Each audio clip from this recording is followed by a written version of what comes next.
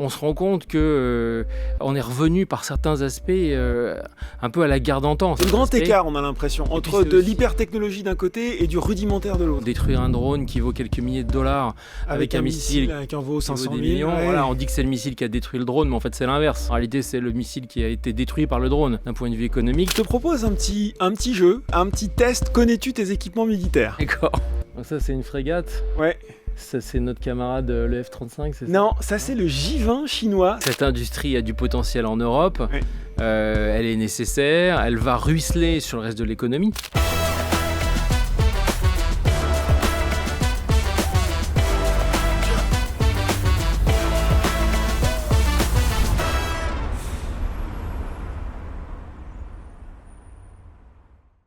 Ultima ratio regum, le dernier argument des rois, ce qui a été théorisé par le cardinal de Richelieu et gravé sur les canons de Louis XIV, pourrait sans doute encore s'appliquer à nos démocraties modernes, la guerre comme dernier recours quand la diplomatie a échoué.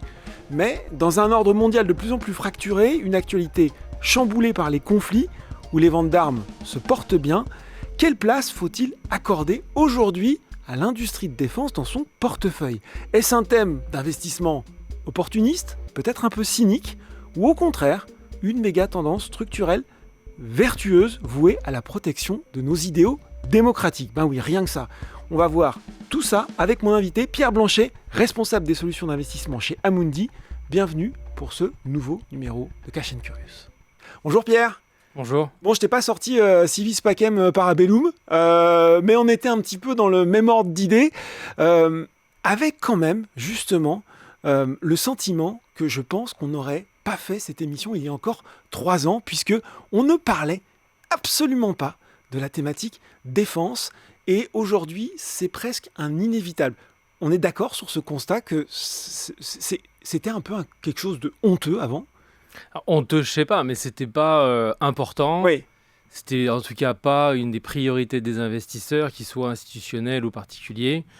C'était encore moins une priorité des analystes. Donc oui, en résumé, on n'en parlait pas et personne vraiment ne soulevait, alors peut-être de façon spécifique pour certaines valeurs, mais il n'y avait pas une thématique comme on peut en Oui, parler. généralement on parlait aéronautique défense, électronique défense, c'était toujours quelque chose défense. Mais c'était toujours un peu caché. Oui. Voilà, il était de bon ton de ne pas investir dans la défense. Et d'ailleurs, les entreprises communiquaient généralement pas d'abord sur leur activité de défense. Elles sont, la plupart d'entre elles, dans des activités duales. Donc, elles font des avions civils et aussi des avions Pense à militaires. Airbus, par exemple. Et donc, elles Boeing. communiquaient surtout sur leur activité civile. Et puis, elles avaient cette activité militaire.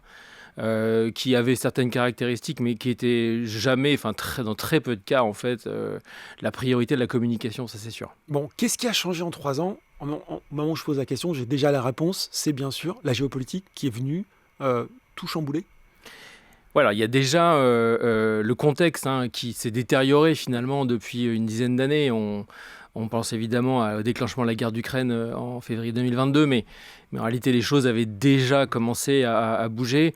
Et quand on regarde les budgets de défense, ils avaient, même dans le cas des pays européens, commencé déjà à redémarrer dès 2014 avec la première phase. Donc il y a 10-12 ans. Ouais, en fait, mais tout ça était quand même, on va dire, non pas confidentiel, mais c'était pas aussi prioritaire. Alors, ce qui a changé, déjà, c'est l'invasion, la tentative d'invasion de la Russie en Ukraine.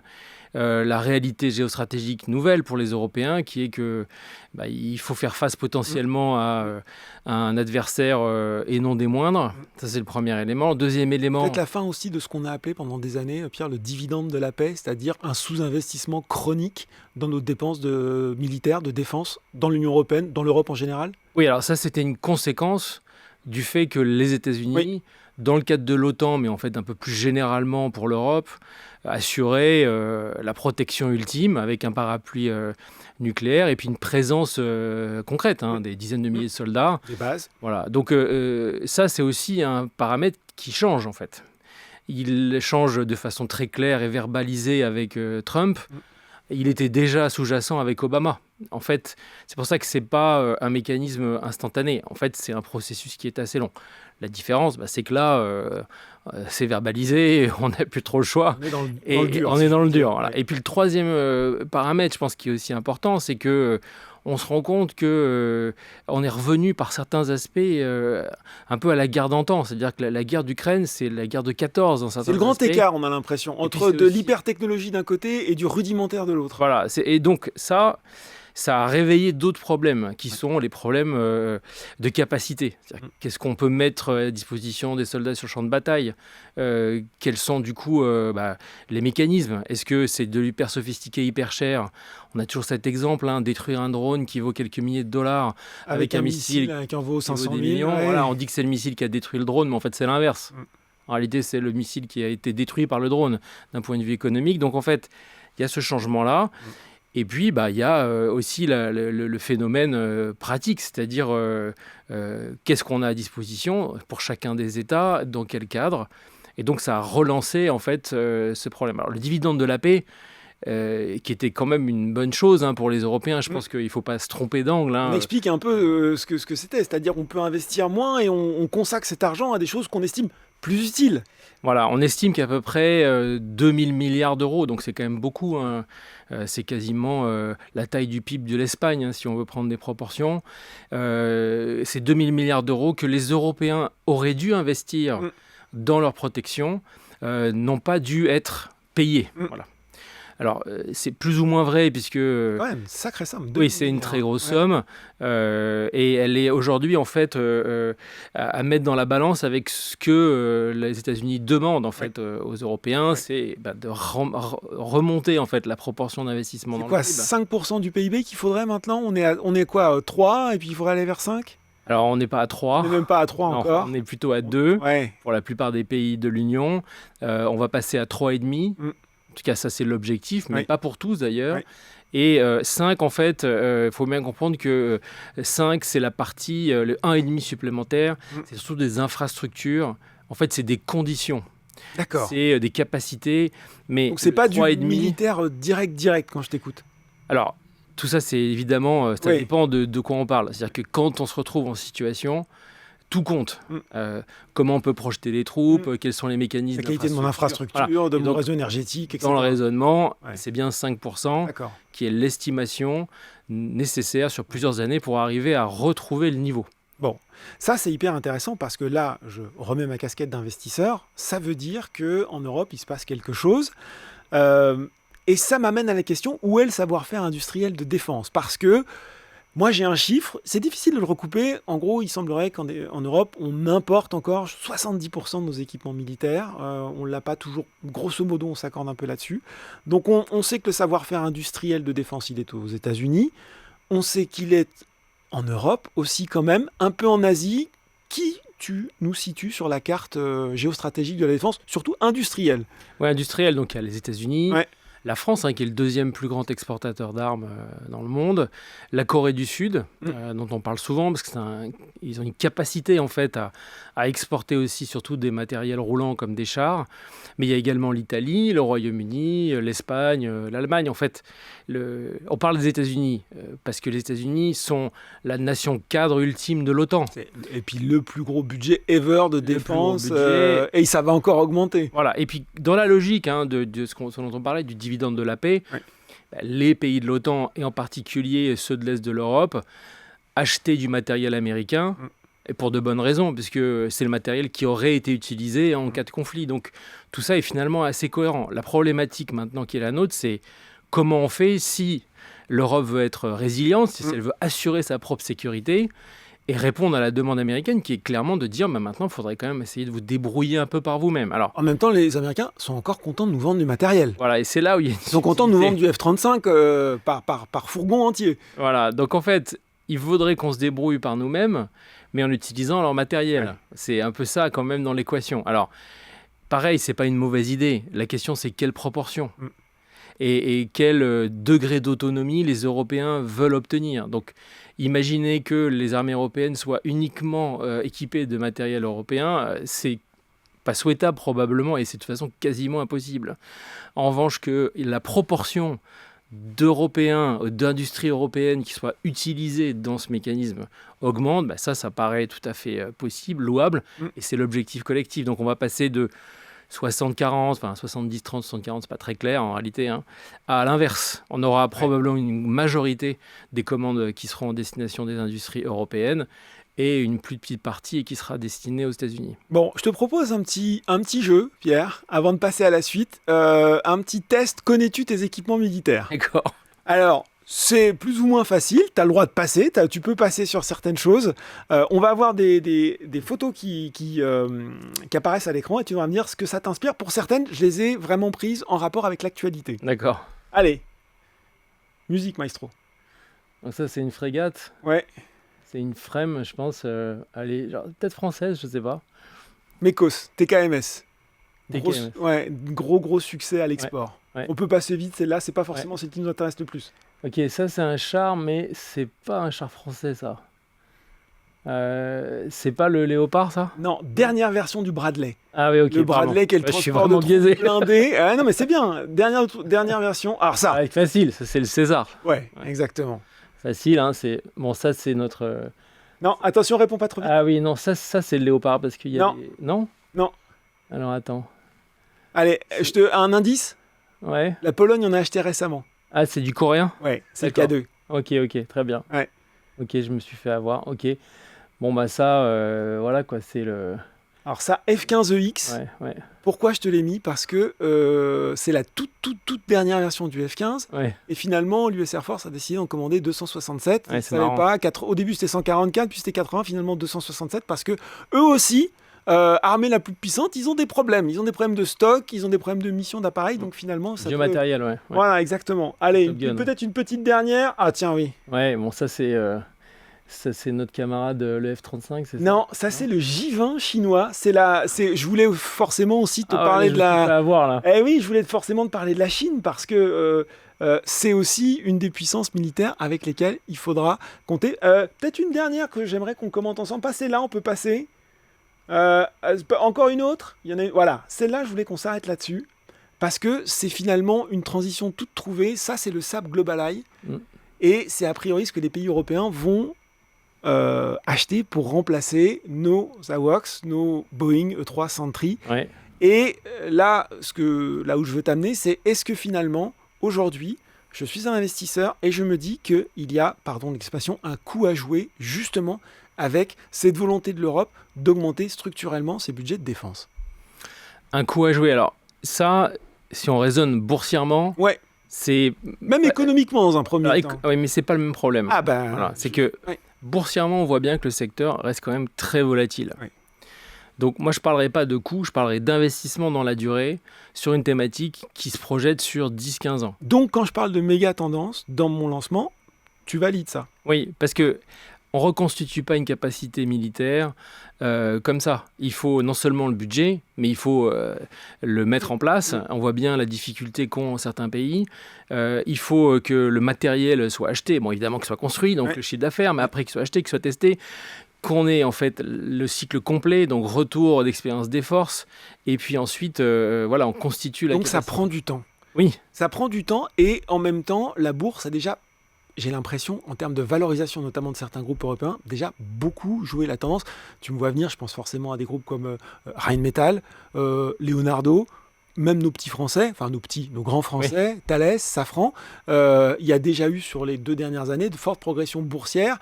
Toi, tu dis, c'est pas pour autant que la thématique est invalidée, mais il faut pas espérer que tu vas faire une plus-value comme ça de 20% dans 2 semaines.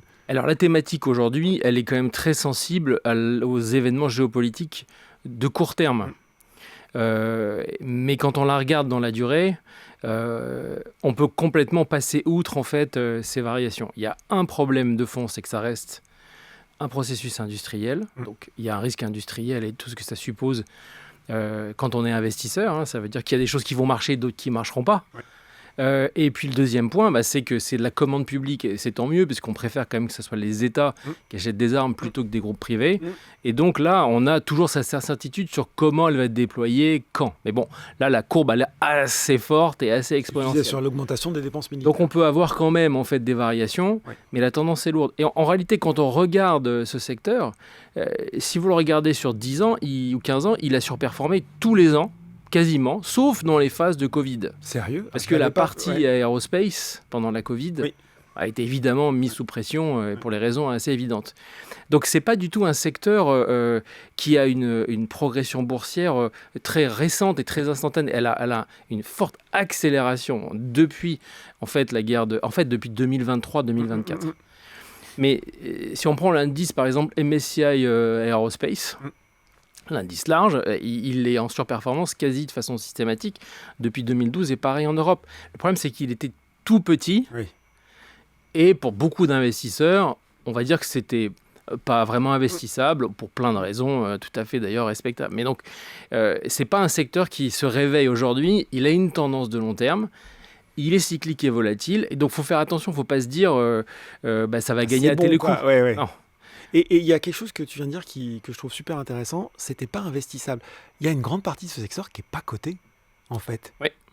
Très largement, oui. Rien qu'en France, Naval Group, c'est pas coté, KNDS, c'est pas coté, c'est pour les chars, pour ceux qui ne connaissent pas très bien. Naval Group, donc, c'est tous nos sous-marins, nos frégates, le porte-avions, c'est Naval Group. Il y a des acteurs aussi. Alors, il y a des introns en ce moment. Les dernières introns en bourse, au niveau européen, elles étaient plutôt sur cette thématique-là, quoi. Alors, il y a effectivement non seulement une partie qui n'est pas cotée, mais en plus, cette industrie, elle est hyper concentrée sur quelques grands ensembliers et quelques grands acteurs. Et en dessous, vous avez des milliers de PME. C'est ça. Donc en fait, pour l'investisseur, ça c'est compliqué.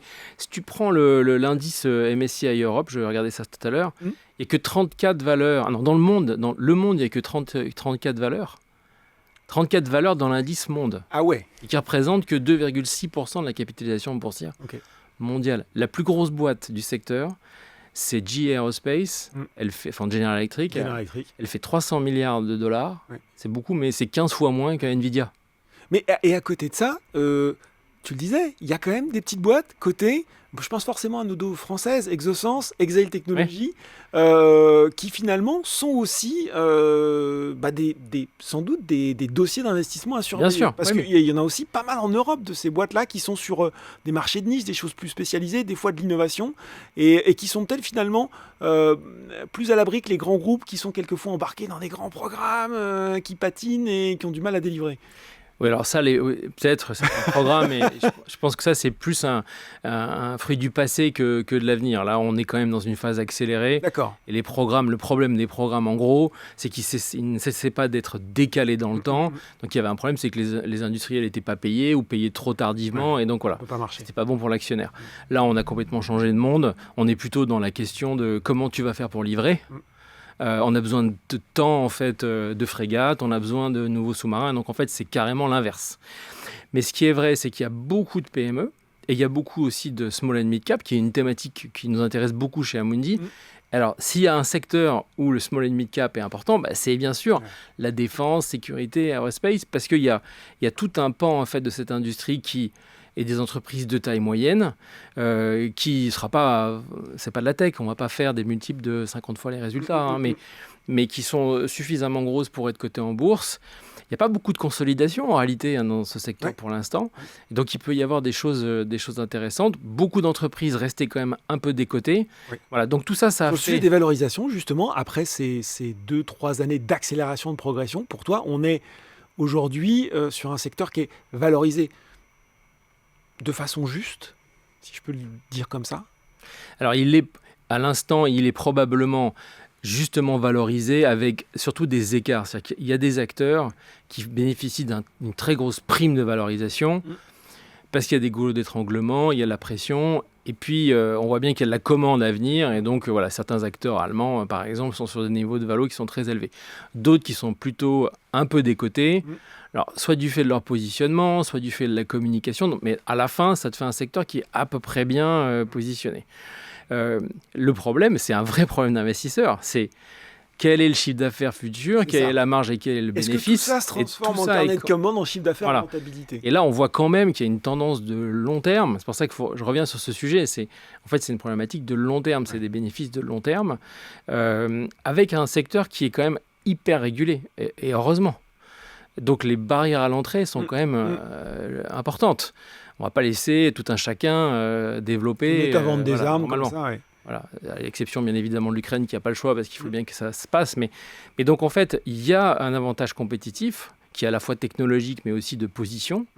Il y a la capacité à répondre à la commande publique. Un dossier de la DGA, faut être fort en paperasse donc aussi, vous ne pouvez pas décider comme ça de répondre.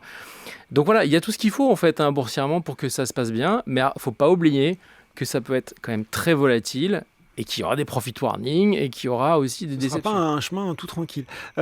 Justement, sur les écarts de valorisation, est-ce que ça veut dire que si tu es un investisseur particulier, ce qui est notre public, tu vas dans un fonds indiciel ou un fonds où tu essayes de faire un peu de stock picking, de voir justement les positionnements qui peuvent être le plus intéressants, ou c'est trop technique, parce qu'il faut être capable de dire ça aussi, et qu'en fait, appréhender ce marché, si tu n'es pas dedans, tu ne peux pas vraiment comprendre les tenants et les aboutissants. Alors, je pense qu'effectivement, c'est bien d'avoir d'abord un portefeuille diversifié. D'abord, pour une raison simple, c'est que même quand on diversifie, on n'a pas beaucoup de valeur. Oui, c'est ça. Il y en a très 34, peu. Allez. 34, et en Europe, tu dois en avoir une vingtaine. Et alors, en Europe, il faut bien se dire que les 10 premières font 95% de la valorisation. 95%. Donc, à la fin, on va toujours tomber sur les mêmes. Donc, je pense que c'est pas mal de l'avoir dans un panier via un ETF ou un fonds. Mais comme toujours, c'est aussi bien d'être investi. Donc, choisir certains de ces champions pour se rendre compte de ce qui se passe, avoir ce qu'on dit en anglais skin in the game, donc le portefeuille diversifié, puis à côté, faire certains de ces choix, de ces paris. Il y a des choix technologiques aussi qui vont arriver et qui sont déjà présents. Donc voilà, c'est un secteur qui est suffisamment, je dirais, petit pour qu'on puisse connaître un peu l'ensemble des acteurs. Bien sûr. Il y a des secteurs sur lesquels il y a des centaines d'entreprises et finalement, il vaut mieux prendre un indice au sens large et oublier le sujet. Donc là, voilà, je pense qu'il vaut mieux faire un ETF peut-être ou un fonds et puis quelques valeurs. Je m'auto-buzz parce que je vais te faire une question tarte à la crème. Est-ce qu'on met la cybersécurité et l'IA? Où est-ce qu'il y a l'IA là-dedans? L'IA dans la défense? Est-ce que ça va tout changer? Anduril, toutes ces nouvelles boîtes qui sont en train de se lancer, Palantir, voilà. Est-ce que c'est ça le future of defense? Oui, bien sûr. Ouais. Et l'IA est déjà très largement dans les technologies de défense. Quand on voit ce que fait Thales, alors je parle des groupes français, Safran et autres, mais, j'ai cité les groupes américains. Les groupes américains et autres, non, la défense, mais pour la raison historique, là tu parlais du cardinal Richelieu, c'est quoi le problème? C'est de trouver la technologie qui permet d'avoir l'avantage. Voilà. Et c'est pas une question de gagner plus ou moins d'argent, c'est une question en réalité de vie ou de mort. Donc en fait, on est dans une course technologique qui est un impératif. Donc l'IA comme technologie est bien évidemment au cœur de tout ce qui va se passer dans les armes du futur. Mais également les matériaux, puisque l'évolution des matériaux fait qu'on peut faire des choses plus résistantes, plus souples, qui résistent plus ou moins à la pression. Enfin, je ne vais pas rentrer dans le détail, mais il y a tout un champ en fait aussi qui est lié tout simplement à la matière. Et on parle parfois de ruissellement dans d'autres domaines. Est-ce qu'on considère que ça peut quand même avoir aussi des impacts positifs sur le civil, tout ça ? Il y en a, alors oui, et ça c'est vraiment pour le coup une tendance historique, c'est que beaucoup, je dis ces innovations-là, l'essentiel quand même des développements technologiques qui font notre quotidien ont une origine militaire. Alors, alors quand on dit ça, il y a aussi une vision un peu triste en se disant en fait, et que quand on fait la guerre, en fait... tu sais pourquoi je te dis ça? Parce qu'en fait, j'ai commencé en disant il y a 3 ans, on n'aurait pas fait cette vidéo. Parce qu'il y a 3 ans, tu sais de quoi je parlais? D'investissement socialement responsable, de finances durables. Le monde de la finance était très très engagé sur ces thématiques-là. On parlait transition climatique, décarbonation, et on se retrouve en 2026 à parler de défense. Justement, est-ce qu'aujourd'hui, la défense, c'est potentiellement un thème d'investissement durable sans faire une pirouette digne des meilleurs athlètes? Alors moi, je pense que c'est au cœur en fait de l'investissement durable. Ouais. Puisque le principe même de la durabilité, c'est dans le mot, il faut durer. Pour durer, il faut exister. Pour exister, il faut... Donc, c'est ce que je disais, méga tendance vertueuse de protection de nos idéaux démocratiques, c'est ça? Déjà, alors ça c'est un peu, on va dire, le cadre général, mais qui est peut-être un peu politique et moral. Oui. Dans l'ESG, on essaie surtout de faire du quantitatif. Oui. Il y a bien évidemment une vision sur ce que doit être ou devrait être un monde meilleur, et c'est normal, c'est aussi ça la projection de l'investisseur. Mais dans ces entreprises... elles sont, en tout cas chez nous, elles sont passées au crible ESG comme les autres entreprises. Elles ont des... Mais tu es d'accord qu'à un moment, on considérait que la défense était un non investissable dans l'ESG? Alors, je n'ai pas rêvé.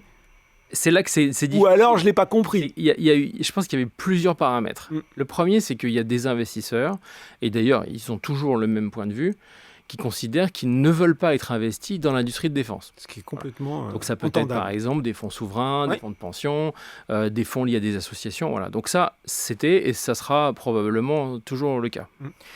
Il y a deuxièmement, en fait, il y a eu une lecture en fait, des critères ESG qui faisait que l'industrie de défense, elle ne rentrait pas dans les cases, en particulier sur la gouvernance. Je ne vais pas m'étaler sur le sujet, mais D'accord. il y avait un problème aussi dans beaucoup d'entreprises, non seulement d'une dualité du business, mais dualité, c'est-à-dire que l'État était souvent au capital, donc il y avait cette complexité-là. Et puis après, il y avait un phénomène, alors je ne vais pas charger mes camarades de l'ESG, mais qui est quand même un peu pratique, c'est que quand tu crées un portefeuille, Ouais. tu vas exclure, et c'est quand même beaucoup plus facile d'exclure un petit secteur qui en plus est un secteur qui ne nous fait pas super plaisir, parce que Avant, il était dans les fonds du vice. Hein. Tu Voilà, le donc, en tabac, fait, la défense, c'est- les armes. voilà, alors, je dis pas que c'est par faiblesse, mais c'était quand même pas très difficile. Et puis il y avait un autre phénomène, alors là pour le coup qui était plus à mon avis une difficulté, c'est que ça faisait bien longtemps qu'on n'avait pas revu à fond vraiment nos politiques d'analyse sur ce secteur. Et la place Ça de datait Paris un a fait peu, le quoi. ça datait Ouais. et c'était vraiment assez frustre dans beaucoup de cas. Et là, le grand travail qui a été fait cette année par la place de Paris, justement, et le rapport a été rendu début avril, ça a été justement que toutes les banques, les assureurs, les investisseurs reprennent en fait la fiche défense dans le contexte ESG et définissent ce qui leur paraît bien, mais pas juste ça fait des armes, c'est mal, du coup j'en ai pas. En fait, ce changement-là, qui est quand même un gros changement intellectuel, on ne peut pas le nier, Clairement. il a eu lieu, et il a eu lieu partout en Europe. Aux États-Unis, je pense que le problème ne s'était pas présenté de la même façon. Mais je pense qu'en Asie, le problème va aussi se présenter. Donc voilà, on va dire... certains vont voir un cynisme en disant on en faisait Ouais, pas, ça y est, il faut puis investir, maintenant, on a j'y suis. besoin, Voilà. donc c'est devenu ESG. Je pense qu'en fait, il y a surtout une façon de travailler qui a été changée. Et puis à la fin, il faut prendre en compte la réalité. La réalité, c'est que c'est malheureusement l'état de l'Europe de devoir se défendre. Et donc, il faut financer et puis il faut un retour sur le capital investi. Est-ce que ça veut dire que tu peux effectivement, dans cet investissement, donner la priorité à l'Europe, là, pour le coup? Parce qu'on l'a dit, les budgets US, ils sont colossaux. Les acteurs américains, ils continuent à vendre énormément de matériel. Est-ce que c'est un acte presque de patriotisme économique, finalement, de vouloir jouer, pas jouer, mais investir dans cette zone en tant qu'investisseur? Ouais, très bonne question. Alors ça, c'est... Là, pour le coup, on est dans la question morale personnelle. Oui, clairement. Ouais. Elle est hyper intéressante, en fait. Qu'est-ce que je privilégie? Alors, bon, moi, ma réponse personnelle, elle est assez clairement que c'est pour ça qu'on est là. Ouais. Cette industrie a du potentiel en Europe. Ouais. Elle est nécessaire. Elle va ruisseler sur le reste de l'économie, puisqu'il y a des inventions. Ouais. Ça fait travailler beaucoup de PME. Si on le fait bien, en plus, on saura garder institutionnellement le cadre et on ne sera pas devenus des fous guerriers. Je pense que l'Union européenne en est bien loin. Donc moi, ça me va bien qu'on ait une préférence européenne pour l'investissement. Après, voilà, un portefeuille diversifié en bourse, il va probablement être exposé plus largement. Mais si on veut porter une thématique en tant que telle, je pense qu'elle est quand même d'abord européenne. Bon. C'est une belle réponse. Je te propose en guise de conclusion, une conclusion anaphore à base de, tu vas me faire la défense, c'est, et puis tu me tiens en 30-45 secondes pour résumer tout ce qu'on vient de se dire. Tu as le temps de te préparer un petit peu, de réfléchir à comment tu vas me balancer. Il ne m'a pas prévenu, ça, la conclusion anaphore. Mais c'est facile, tu vas voir. Ok. Quand tu veux. Alors, je fais quoi, alors ? La défense, c'est, pour l'investisseur, la défense, c'est... Alors, la défense, c'est un secteur en croissance, avec encore un potentiel de revalorisation, mais volatile, qui rentre dans un cadre d'un portefeuille, on va dire, diversifié, ESG ou pas. Et puis, c'est aussi un choix moral, pour une large part, je pense, d'investir dans la défense de notre continent. Bon. Tu ne m'as pas fait d'anaphore, tu m'as fait tout en une phrase, mais c'est pas grave, je valide quand même cette mission sur ce sujet. Mais c'est pas grave, sur ce sujet passionnant, la défense, méga tendance. Moi, c'est ce que je retiens de notre entretien qui va compter dans les années qui viennent. Merci beaucoup, Pierre. Merci pour ton invitation. Voilà, c'est tout pour ce numéro de Cash & Curious. On espère qu'on a pu vous expliquer un petit peu les mécanismes sur l'industrie de défense et les opportunités d'investissement que cela représente. Si vous avez aimé cette émission et que vous nous regardez depuis YouTube, n'hésitez pas à lâcher un pouce en l'air et à vous abonner à la chaîne Boursorama. À très bientôt pour un nouveau numéro de Cash & Curious.